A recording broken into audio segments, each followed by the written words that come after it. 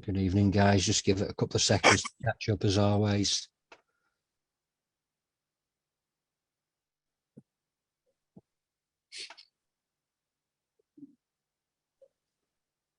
Here we go. We are live. We are live. Just let a couple of people join as usual, and then we'll get started. So we're a bit late this evening. We had a few technical issues, but that's all sorted now. Here we go. Get that shared out. Get that shared to John's page so people can watch it on John's page.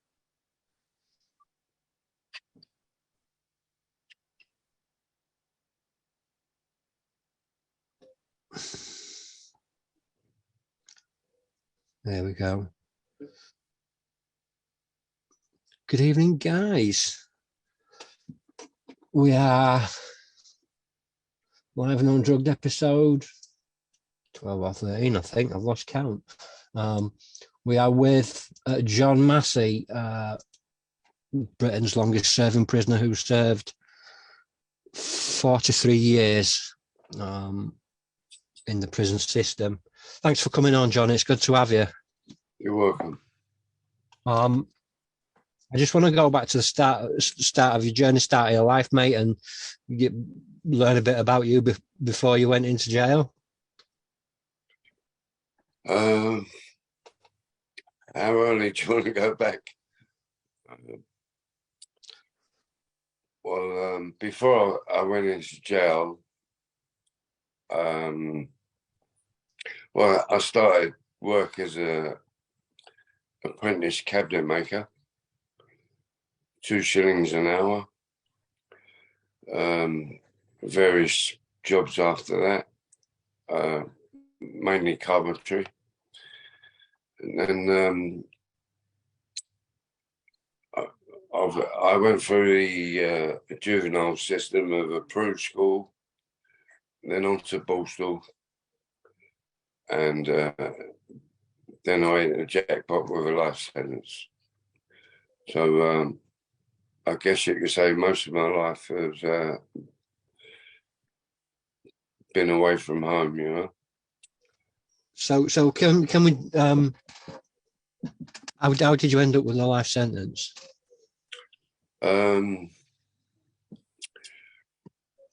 out for a drink one night with my bank robbing partner, and went to a club in Hackney, and everyone was enjoying themselves. For some unknown reason, it kicked off down there, and it was like one of those Wild West saloon bar brawls, you know. Nobody really knows what was going on. Anyhow, we fought our way out of the place, and halfway up the stairs we heard some screams, and it was a friend of my mates who'd been left behind. He was only a young kid named Johnny Dove. He was with his girlfriend. He got caught up in all this hullabaloo, and so we had to fight our way back into the club and get him out. But he was horrifically injured in his eyes. He'd been glassed in the eyes. And anyhow, we got him out, got him in the car, took him to the hospital. We were so enraged by it that we decided to go back. Unfortunately for us and for them, we were quite near the flop where we kept our weapons, you know, in Hackney. So we armed ourselves and went back. And the bouncer answered the door. I don't really want to say much about him because out of respect for his family, I don't want him there. Fair enough. So if we can sort of bypass that, but the long and short of it is he ended up dead. I shot him. And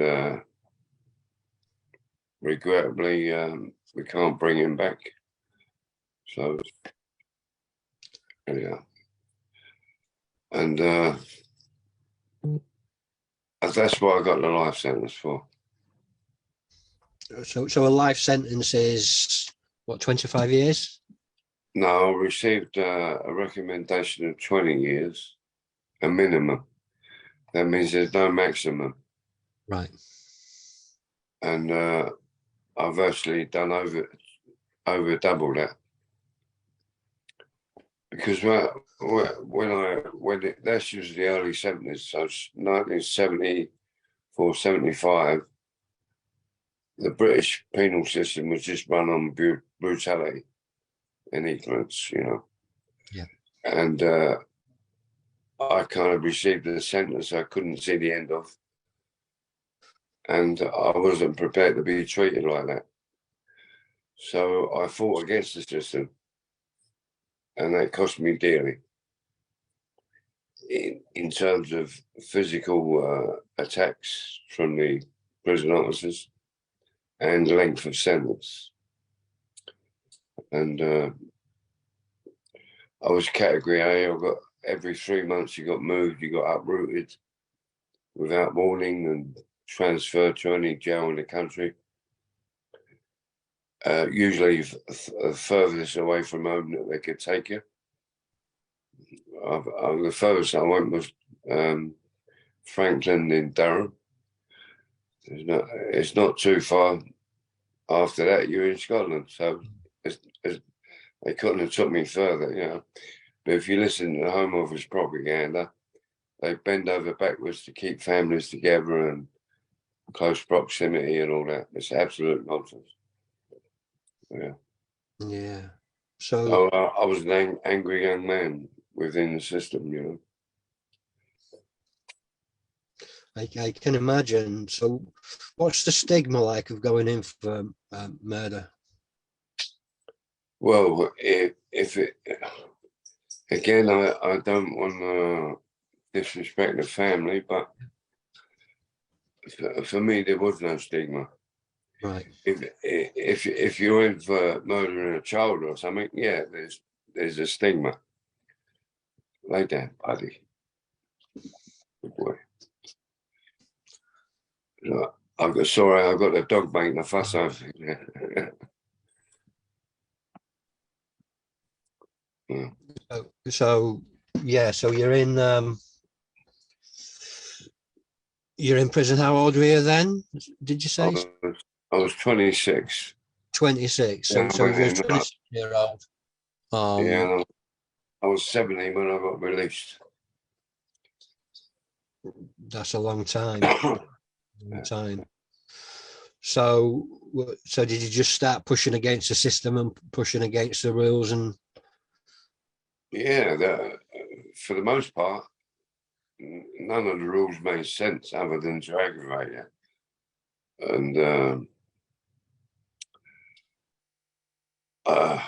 it's difficult to describe the life. Well, in the early days, most of the prison officers were ex-squaddies, and they come from places like Aden, you know, where they're shooting Arabs and beating up Arabs or whatever, and the British Army from Northern Ireland. And that was their answer to any given problem, violence.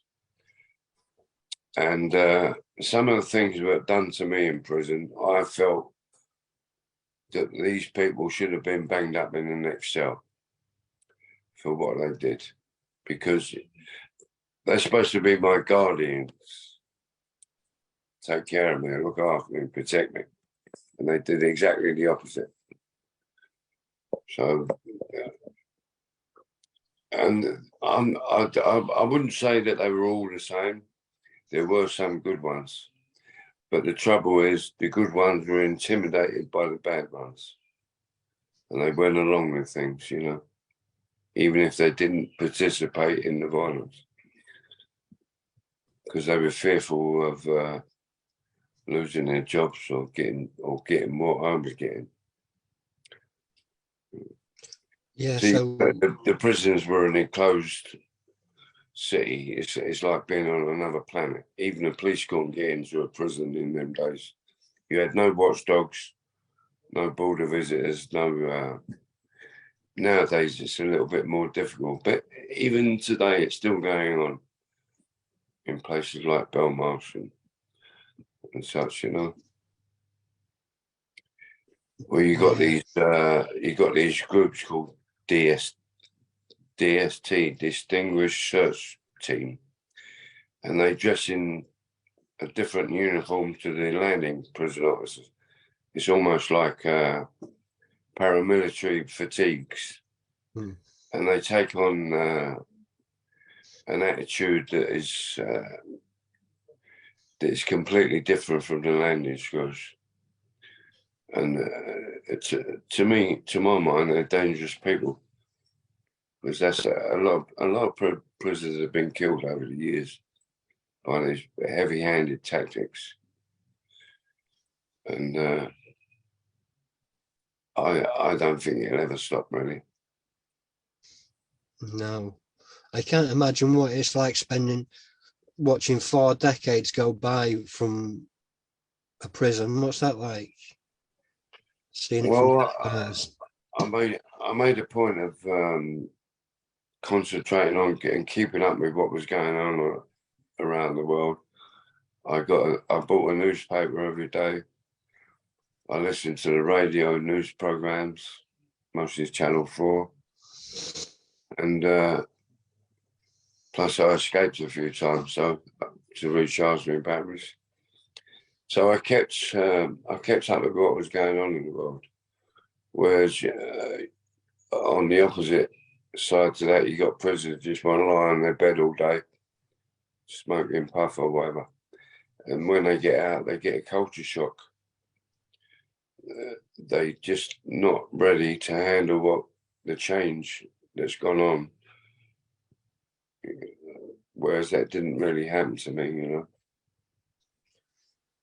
Yeah, I suppose if you're seeing that many faces coming through, and you know you're getting visits from the other side, it's a. Well, plus the although it wasn't a nice thing at the time, being moved every 3 months and uprooted, that taught you how to adapt to any given situation. So it was a handy experience to have, I guess. So even out here now, you have to be prepared to adapt to whatever's changing. Yeah. Otherwise, you won't survive. Yeah.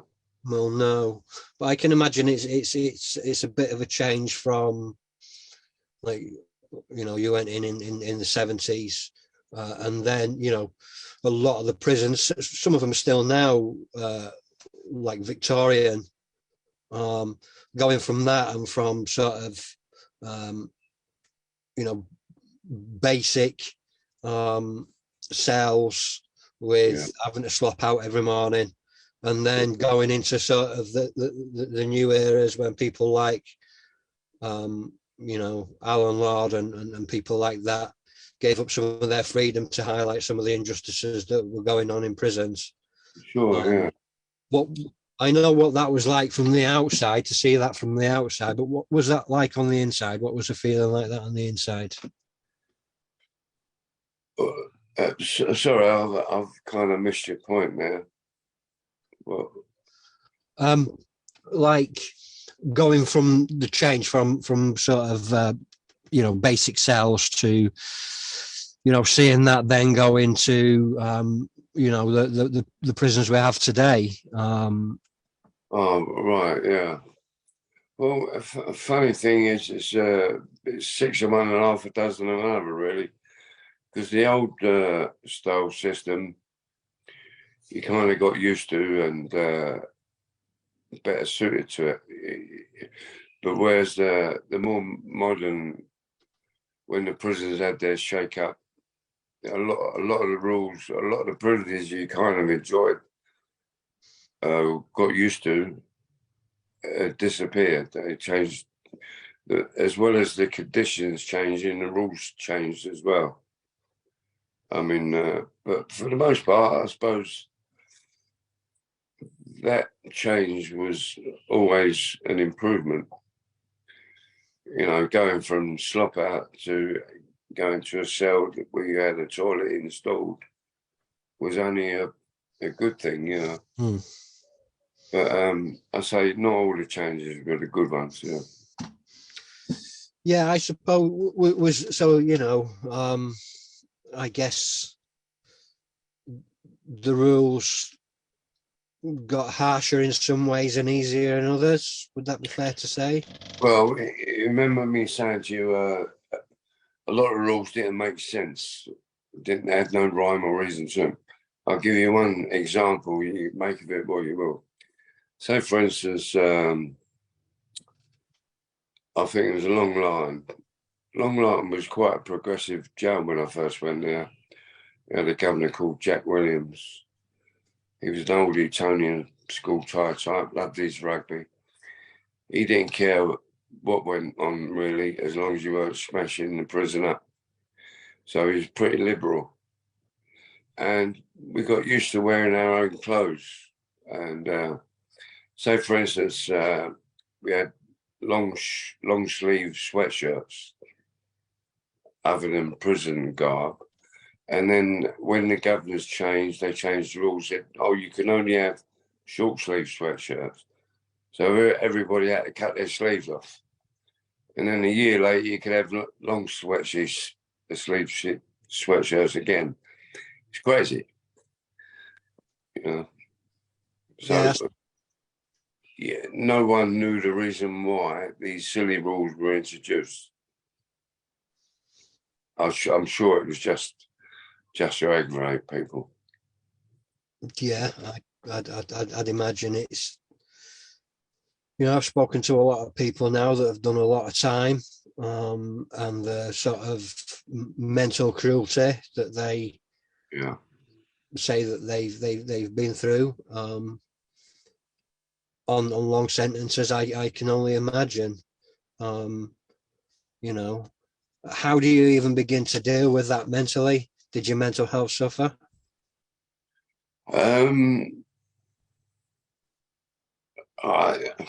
I don't think so, because when you got the attitude you're fighting the system, you're expecting all these things anyway, and you take them all as a challenge. And every time you get a little victory, it's a bit of a buzz, you know. It may not be a silly, trivial little thing, but it gives you the impetus to carry on. And as I say, with my sentence, what really kept me going was the thought that I could always escape. One day, somewhere, sometime, it would happen. Can you run me through one of your escapes? Well, the last one was Pentonville, and my mother became very ill. She had a brain tumor, so she couldn't visit anymore. And when she got really bad, I begged the authorities to take me to see her, but they point blank refused. You know, I said, "Look, you can double the escort, you can treble cuff me, you can have police helicopters, do what you like. I just need to see her." No, you're a security risk. I don't know how you can be that much of a security risk that they couldn't handle it. If they can handle terrorists and everything else, sure they could handle little old me, you know. So anyhow, the call was so great to see her. Yeah, everybody loves their mum. They've only got one mum, and for her to pass without me saying goodbye would traumatise me for the rest of my life. So I knew I had to do it. So I set up an escape from the gymnasium. I was a gym orderly. They kind of headhunted me to do their DIY jobs. So I had access to the tool cupboards. Now I noticed in the officers' toilet and shower area, which I could have access to as well as a gym orderly, there was a trap door in the ceiling with a bolt and a padlock. So I opened the bolt so that it would bypass the padlock, and got up into the roof space. And there was a big heavy set of bars underneath the skylight, which I used a socket set on, removed the bars, and then had to build a platform of Reebok step-ups to reach the skylight. Broke the seal with a 20-kilo weight, and I'm all set to go now. And I used to be up there for about 10 minutes a day doing it, and I could dummy the lock so that it wouldn't notice. But then all of a sudden, before I was really ready to go, they called a security audit. That means every lock, bolt and bar in the prison gets tested. And I kind of panicked. I thought I was going to get discovered any second. But human beings, being what they are, they bypassed it, just looked at it, said that it was all right, and didn't even test it. Had they got the step ladders and got up to it and tested it, I'd have been discovered. But they didn't. So shortly after that, before they could come back for a second look, I made my way up to the space and escaped over the wall.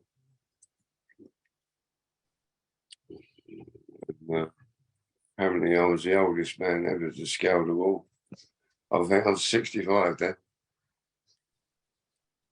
Yeah. Funny enough, that's a feat in itself, isn't it? Because the walls are absolutely massive. Well, I'm terrified of heights. It's one thing I don't like. I remember going across the motorway footbridge once on all fours because I had vertigo. So what I did, I knew it was going to be a real problem for me, the height of the wall.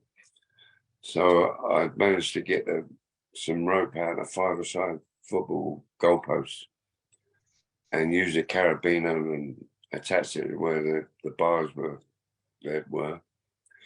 And as I come up out of the skylight, I clung to this rope and just threw myself over the rest of the wall. And without looking, if I'd have looked, I'd probably never have done it. I'm hanging on to this rope, and it caught round my arm and tightened. So I was hanging there halfway up, halfway down. So as I unravelled it, it's come away too quick, and I fell the rest of the way. And I sprained my ankle, but I didn't really feel it at the time, or with the adrenaline going through me. And there was a prison officer coming up about 10 yards away from me, and he stopped, and I knew him. His name was George. He used to work in the stores, and I thought, well, fuck's sake, George, don't come at me, because I've come this far, you know. And when he found his voice, he went, John, what the hell do you think you're doing?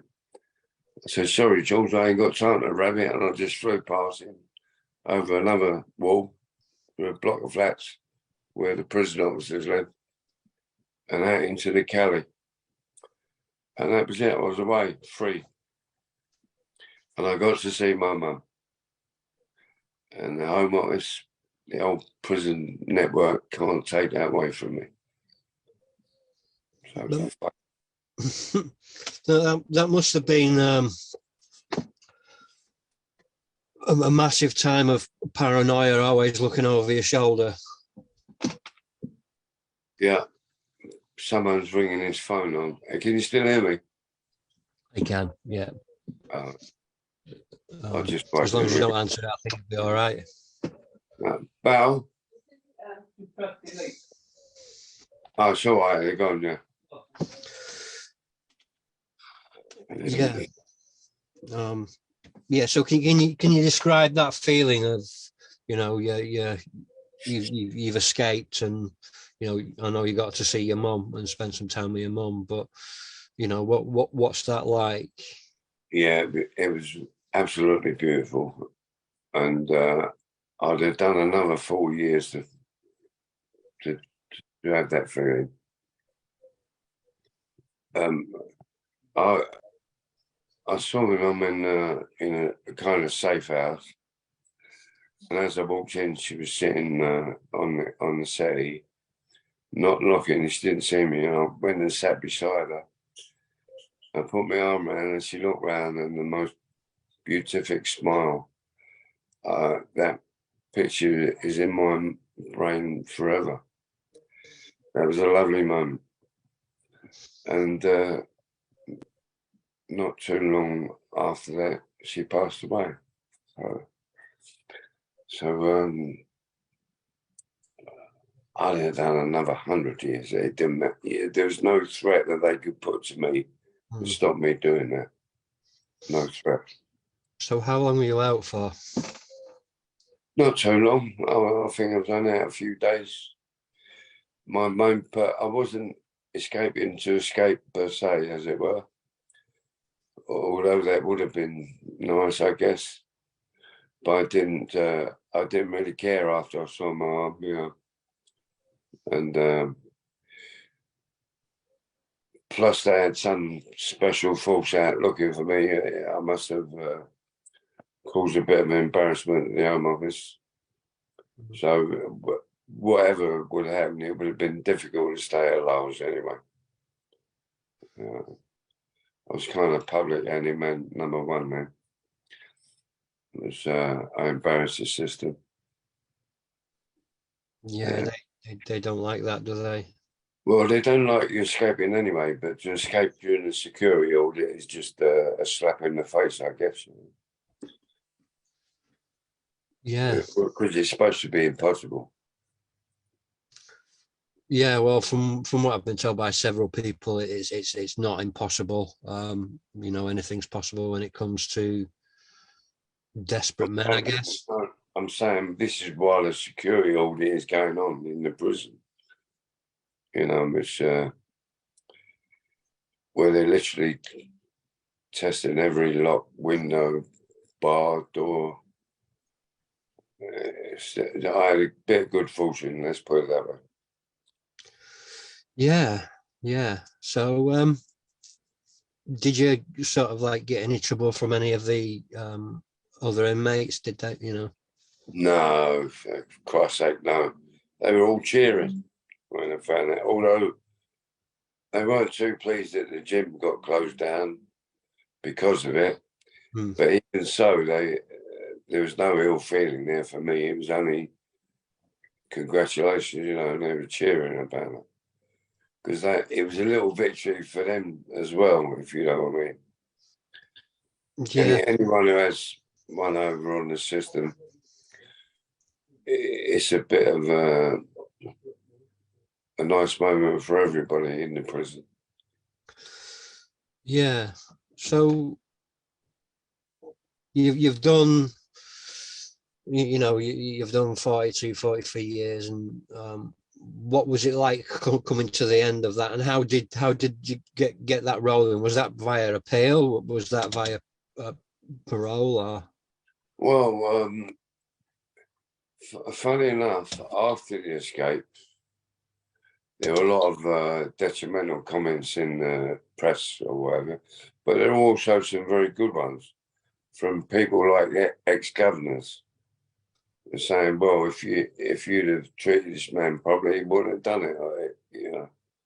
And then there was even MPs asking the question, why is this man still in prison after all this length of time? What's he done? And so I ended up in a prison called Warren Hill. I think it's quite near you, is it? Yeah, it's not too far. And it was one of the Home Office's brainchild where if you were banned or barred from going to a Category D open prison, this is where you went. And you had to go through 3-stage course to merit parole. So I had to fill in all these forms and silly questionnaires and whatever, which for the most part I gave to a guy on the landing opposite me to fill in. I couldn't be asked for them, you know. And then she came back and said, "Well done, John, that was good work." So one thing I noticed about the parole board, whenever I went in after the numerous knockbacks I got, was they always had a young picture of me on the prison record. And I kind of thought, they keep looking at this photograph of the young me and thinking, oh, he could do another 10 stretch. I mean, it's probably not that at all, but I decided on my last parole board, I'd grow this beard.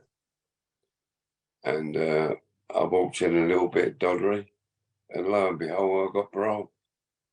But I think it was already written anyway that I was going to get parole, because in the end, I got the fastest release of any lifer I've ever known. I don't think anyone's done it before. I got the parole board on a Monday. I got the answer on a Tuesday. I got kicked out on a Wednesday. I don't know if it's ever been. You have to wait a minimum of 2 weeks for a parole answer. And then you have to wait a couple of months to get probation and all that set in place, accommodation, etc., etc. So I literally got released within 3 days, which I was very pleased about, because waiting, knowing that you've got parole and having to wait months can be quite difficult in itself, you know? Yeah. So how did you find adjusting to the outside when you first got out? Was that 2018? Was it? Like a duck to water.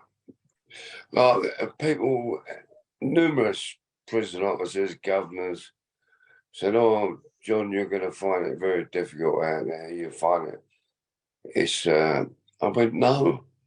I said, "In here is the unnatural environment. Out there is the normal one. I'm not going to find it difficult one bit." And for the most part, that's true. Although there are some difficult times, but I wouldn't swap them to go back there, that's for sure. No, no. So what do you do with your time now? Well, apart from speaking here, Yeah. I've written a book, which is it's on sale now. It's called Locks, Bolts and Bars, which is quite fitting, because the call that you hear every day in prison is LBBs. When the 2 prison officers come in the cell, test the bars when they're truncheon and whack the walls on it. It's called LBBs, which stands for Locks, Bolts and Bars. So that's the title of my book. And so I've done a few. I did a few interviews and what have you. I get hounded for people to do documentaries, but in between all that, I still do my carpentry. I do the odd jobs here and there. I can't really say too much about it, because when I came home, in their wisdom, they refused me a state pension. Right. Because they said I haven't paid any stamps. But work in prison is compulsory. You have no choice. If you refuse to work, you get taken down the seg unit and punished. And not only are you working, but you're working for slave wages. Mm-hmm. According to the Factories Act that go back probably to the 1800s, prisoners have no rights. So those Factories Acts, and especially those pertaining to prisoners, need to be updated and brought into the modern world, because they're archaic. So 43 years I have worked slave labour. Is that not worth a stamp and a state pension? So you've got to survive on your sort of own volition, really. No, I'll still get a small pension, but it's called pension credits. but it means I'm not allowed. So when I first came home, I thought I'd do everything correct, everything right. I spent a lot of money doing the CFCS course to get a card that enables you to go onto sites. And I had a friend in Margate who had a company, would have given me all the work I could handle 7 days a week. So I did half a day for him as a trial, and they decided to stop my pension credits for 3 weeks over a Christmas period, because I did it straight. I did it through the cards, paid me taxes. So what they're saying is I'm not allowed to earn a penny. Otherwise, they stop that pension. But with a state pension, you're allowed to earn up to, I think, was it 16 grand a year before they can stop your pension.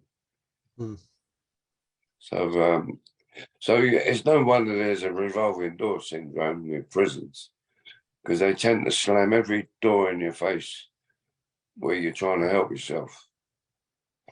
Yeah, this is the general consensus from everyone that I've spoken to. And to make matters worse, I think it was Blunkett, previous Home Secretary, decided to bring out a law that says prisoners were prohibited from earning from their past history, which obviously doesn't apply to crooked politicians writing their memoirs. So, for instance, I'm doing this podcast. If it was a paying gig, I wouldn't be able to take the money. Crazy. Proceeds of crime. Yes. Well, it ain't crime, is it? It's my history. I paid my debt. The same as any of these crooked politicians, like Jeffrey Arthur, for example, made a fortune. So it's crazy.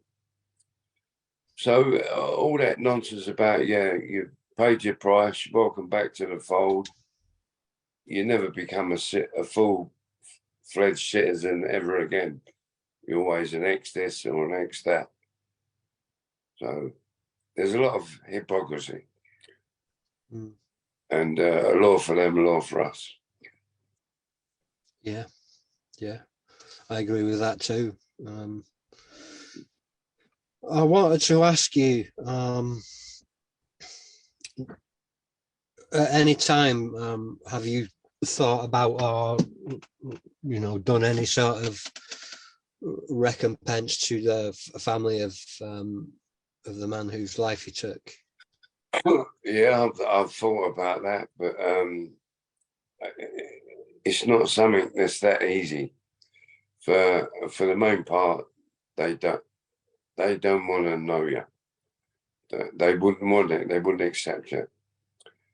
It's one of those things. For the family concerned, it's unforgivable. It's something I've got to live with as well. So it is what it is. Yeah. So down the line, if they were open to that, would you? For sure I would, but I really can't foresee that I could be of any great assistance that way. I'm barely surviving myself. I get that. Are you sorry? For sure I am, yeah. But even then, the guy himself had his own responsibilities. There's a lot of things he did wrong, and sure, if I could press a button, bring him back, obviously I would, but I can't, and it's just pointless to keep talking about it. It's what's done is done. You can't undo it. Either accept it and move on.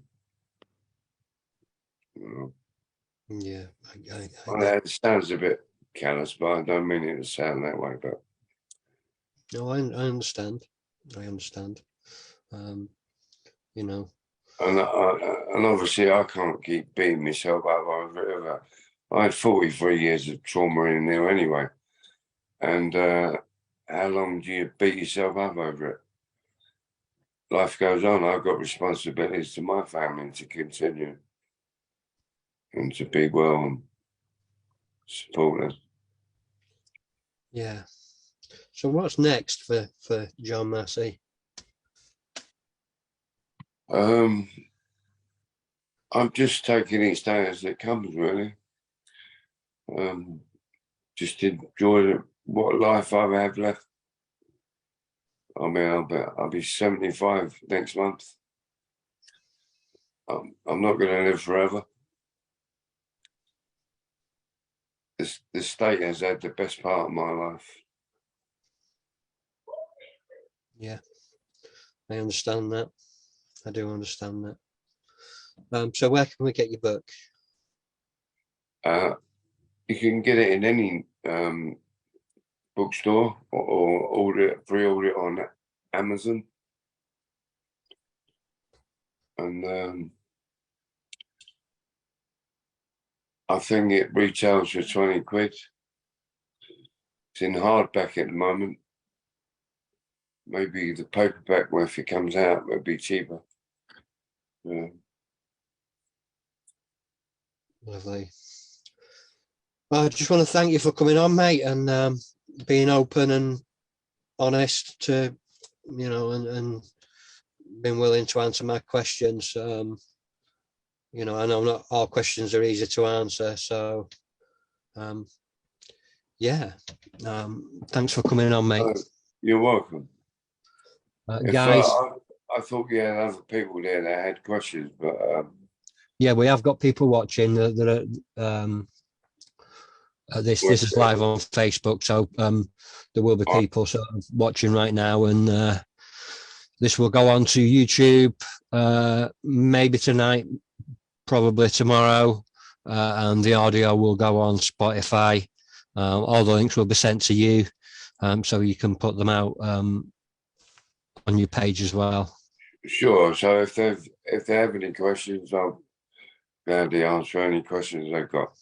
Yeah. So yeah, any questions, guys, put them in the comments, and we'll get John to answer them over time. I know there are a few people watching now, but yeah, sometime over the next 24 hours, if you want to put your questions in the comments, we'll get John to answer them, and that would be absolutely fantastic. Cheers, Jack. Thank you, mate. Cheers, guys, for tuning in as always, and I'll see you again in the next week or two. Cheers, guys. Bye.